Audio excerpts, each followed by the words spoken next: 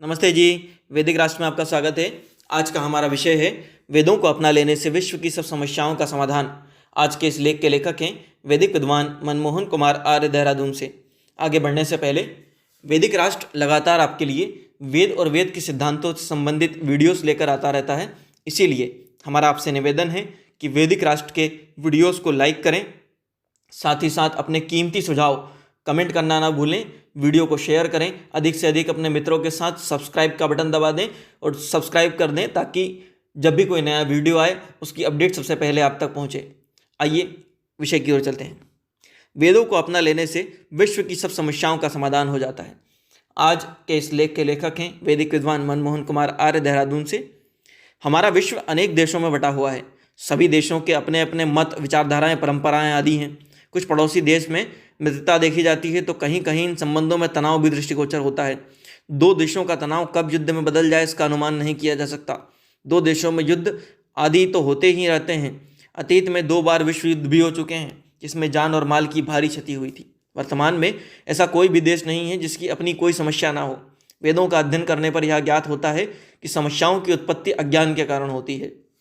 जब कोई मनुष्य या देश अविद्यावश, लोभ और स्वार्थ से प्रेरित होकर छल प्रपंच करता है तो मनुष्यों व देश में समस्याएं उत्पन्न हो जाती हैं। इसका कारण अविद्या, ईश्वर से सत्य स्वरूप में विश्वास न होना, ईश्वर के सत्य रूप में लोगों में परस्पर सद्व्यवहार आदि का न होना जैसी बातें ही होती हैं। यदि सभी देशों के सभी लोग सत्य ज्ञान से युक्त हो जाएं तो वह अपने सभी विवाद आपसी वार्ता और सत्य के आधार पर हल कर सकते हैं। अतीत में सभी देशों ने मिलकर विश्व शांति के लक्ष्य को प्राप्त करने के लिए संयुक्त राष्ट्र जैसी संस्थाओं का निर्माण भी किया है, परंतु इसके बाद भी अनेक देशों में कुछ मुद्दों को लेकर युद्ध होते रहते हैं। पूरे विश्व में इतिहास पर दृष्टि डालें तो प्रतीत होता है कि देश देशांतरों में वेदों का ज्ञान प्रवृत्त नहीं है।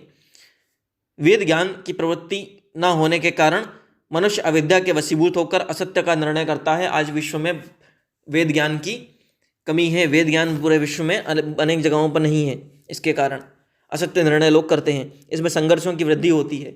देश और मनुष्यों के मध्य संघर्ष ना हो इसके लिए उभय पक्षों और बहुपक्षों की सत्य में दृढ़ आस्था रखते हुए सत्य, विद्या और ज्ञान से युक्त होना आवश्यक होता है। किसी भी देश को विस्तारवादी व मतवादी शासन स्थापित करने की इच्छा नहीं करनी चाहिए। दो मतों में जब कोई अपने अपने मतों को श्रेष्ठ और उत्तम मानने की प्रवृत्ति उभरती है तो इसमें भी प्रेम और मित्रता नष्ट होकर संघर्ष उत्पन्न होता है। मनुष्यों व सभी देशों के संबंध परस्पर मधुर हों, इसके लिए विश्व में वेद प्रचार कर अविद्या का दूर किया जाना, सबका अपनी मर्यादाओं में रहना, उनका पालन करना आवश्यक है। संयुक्त राष्ट्र जैसी संस्थाओं का महत्व निर्विवाद, परंतु वहाँ सभी देश निष्पक्षता से कार्य करें तभी पूरे विश्व में शांति हो सकती है। भारत के अपने अनुभव है कि संयुक्त राष्ट्र में कई मुद्दों पर कुछ देश अलग बढ़ जाते हैं। इससे सत्य पक्ष को सबके द्वारा स्वीकार नहीं कराया जा पाता। इससे जो संकट व संघर्ष होते हैं उनको टाला नहीं जा सकता। वेद ईश्वर प्रदत्त सब सत्य विद्याओं के ज्ञान से युक्त हैं। ज्ञान है। वेद डंके की चोट पर घोषणा करते हैं कि संसार में, इस संसार को बनाने वाला, चलाने वाला, इसकी प्रलय करने वाला एक ईश्वर ही है। वही ईश्वर इस संसार में प्राणी जगत और कृषि से उत्पन्न होने वाले उत्पादों का उत्पन्न करता है। यह सृष्टि सहेतुक है, इसे बनाने का प्रयोजन है। यह बिना प्रयोजन के ना तो बनी है ना ही चल रही है। इसके बनाने का प्रयोजन ईश्वर में सृष्टि की बनाने की शक्ति होने के साथ साथ जीवों के कर्मों का न्याय करते हुए उन्हें सुख और दुख फल देना और मुक्ति की व्यवस्था करना है। इसी प्रयोजन की पूर्ति के लिए अनादि नित्य परमात्मा अनादि और नित्य जीवों के लिए उपादान अनादि कारण प्रकृति से इस सृष्टि को बनाते व संचालन और पालन करते हैं। मनुष्य जैसा कर्म करता है, अपनी व्यवस्था, न्याय व्यवस्था से ईश्वर से जो पूर्ण सत्य पक्षपात रहे थे, जीवों को उनके सभी कर्मों का जन्म जन्मांतरों में सुख और दुख रूपी फल देते हैं। यह सृष्टि और व्यवस्था अनादिकाल से, जिसका कभी आरंभ नहीं है, चल रही है अनंत काल तक, जिसका कभी अंत नहीं होगा, चलती रहेगी। मनुष्यों का कर्तव्य है कि वह परमात्मा के द्वारा सृष्टि के आरंभ में प्रदत्त वेदों के ज्ञान को प्राप्त करें, उसे समझें, उसके अनुसार आचरण करें, स्वयं के जीने और दूसरों को जीने दें, स्वयं जिएं और के अधिकार का सब पालन करें। जो इसमें बाधक हो उसको कड़ा दंड मिलना चाहिए। किसी के ऊपर बलात् अपना कोई मत ना थोपे। इस प्रवृत्ति का विश्व स्तर पर विरोध होना चाहिए। यह प्रवृत्ति स्थानीय व विश्व स्तर पर अनेक समस्याओं और अशांति को जन्म देती है। सभी मनुष्यों को सत्य मत का ही आग्रही होना चाहिए। जो संस्थाएं व संगठन किसी मत व संप्रदाय का प्रचार करते हैं उनका कर्तव्य है कि वह अपनी मान्यताओं को सत्य की कसौटी पर कसें। वेदों के आधार पर उन मान्यताओं की परीक्षा करके असत्य मान्यताओं और परंपराओं को छोड़कर केवल सत्य मत का ही प्रचार करें। ऐसा देखने में नहीं आ रहा है। तथा इस कारण भी विश्व स्तर पर अनेक समस्याएं सामने आती हैं। यदि वेद व वेद में निर्दिष्ट ईश्वर के सत्य स्वरूप को विश्व के सभी लोग अपना लें तो पूरे विश्व में चमत्कार हो सकता है, अनेक बड़ी समस्याओं का हल निकल सकता है। आवश्यकता केवल असत्य को छोड़ने, सत्य को अपनाने की है। इसके लिए सभी मनुष्यों में दृढ़ इच्छा शक्ति की आवश्यकता है। वेदों में संसार में एक ईश्वर के अस्तित्व का प्रतिपादन है। वेद प्रतिपादित ईश्वर सत्य और यथार्थ सत्ता है।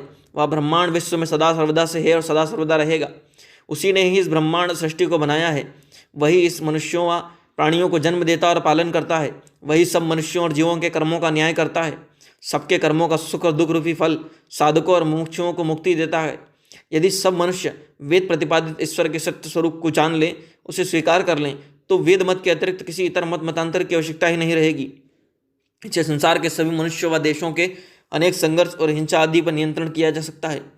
संसार के सब मनुष्यों व प्राणी एक ही ईश्वर की संतानें हैं, यह अटाक्य सत्य है। जब सब मनुष्य एक ईश्वर को मानेंगे, सत्य धर्म का पालन करेंगे, लोभ, स्वार्थ, इच्छा, द्वेष, काम, क्रोध आदि प्रवृत्तियों से रहित हो जाएंगे, तब ऐसा होने पर मनुष्य में संघर्ष कम और समाप्त हो जाएंगे।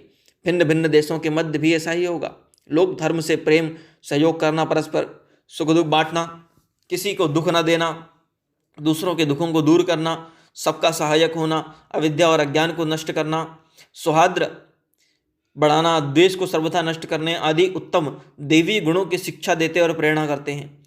यही मनुष्यों के सहअस्तित्व को कायम रखने के लिए आवश्यक भी है। इन गुणों को बढ़ाने से ही मनुष्य समाज श्रेष्ठ समाज बनता है। इन गुणों के प्रचार व आचरण से न्यूनता होने पर इनमें सुख, शांति और समृद्धि के लक्ष्य की प्राप्ति होने में हानियाँ होती हैं। अतः सभी मनुष्यों को विश्व के वेदों की ओर लौटना चाहिए, वेदों की शिक्षाओं का लाभ उठाना चाहिए। वेद वसुधैव कुटुंबकम को मान्यता देते हैं। वेद मनुष्यों को मनुष्य व देवी गुणों से युक्त, मनुष्य जिसे देवता कहते हैं, बनने की प्रेरणा करते हैं। इसके साथ ही मनुष्य जीवन से असुरत्व और अदैवत्व के विचारों और प्रवृत्तियों को दूर करने की शिक्षा भी देते हैं। वेदों के द्वारा ही मनुष्य को सद्गुणों से युक्त, अवगुणों से रहित मनुष्य बनाना जा सकता है। ऐसा करने से मनुष्य लोभ रहित होकर द्रव्य और संपत्ति को मिट्टी के समान निरर्थक समझता है। यही प्रवृत्ति यदि सभी राष्ट्रों में आ जाए तो विस्तारवाद, मतवाद को बढ़ाने वाली कुचेष्टाएं दूर हो सकती हैं। इस दृष्टि से वेदों का प्रचार प्रसार, वेदों का प्रत्येक मनुष्य को अपनाना आवश्यक है। वेदों के प्रचार से ही मनुष्य कर्मफल सिद्धांत को समझ सकता है। असत कर्मों के कारण ही मनुष्य को जीवन में दुख प्राप्त होते हैं। दुखों की निवृत्ति, अवागमन व पुनर्जन्म में अवकाश भी वेदों की शरण में आकर ही मिलता है। वेदों की शिक्षाओं का पालन करने से ही प्राप्त होता है। अतः सत्य मार्ग को अपनाने, जीवन को दुख मुक्त करने सहित वेद में विश्व सुख शांति विस्तार करने तथा विश्व स्तर पर होने वाले सभी संघर्षों को समाप्त करने के लिए वेदों को अपनाए जाने की आवश्यकता है। इस कार्य में वेद, विशुद्ध मनुस्मृति, रामायण, महाभारत, सत्यार्थ प्रकाश आदि ग्रंथों की में राजनीति के जिन सत्य सिद्धांतों और विधान पर चर्चा है, उससे भी विश्व के नेताओं को लाभ उठाना चाहिए। हमने संकेत रूप में कुछ पंक्तियाँ लिखी हैं। विद्वान इस विषय पर विस्तार से चर्चा करके वेद के विश्व शांति के लक्ष्य को प्राप्त करने आदि महत्वपूर्ण विषयों को प्रतिपादित कर सकते हैं। ओम। प्रस्तुत लेख के लेखक हैं वैदिक विद्वान मनमोहन कुमार आर्य, देहरादून से। इस तरह के अन्य वैदिक लेखों के लिए, प्रेरणादायक कहानियों के लिए, महापुरुषों के जीवन प्रसंगों के लिए वैदिक राष्ट्र यूट्यूब चैनल को लाइक करें, शेयर करें, सब्सक्राइब करें, बेल आइकन की घंटी को दबा दें ताकि जब भी कोई नया वीडियो आए उसकी अपडेट सबसे पहले आप तक पहुंच जाए। धन्यवाद। अपने कीमती सुझाव कमेंट करना ना भूलें। धन्यवाद।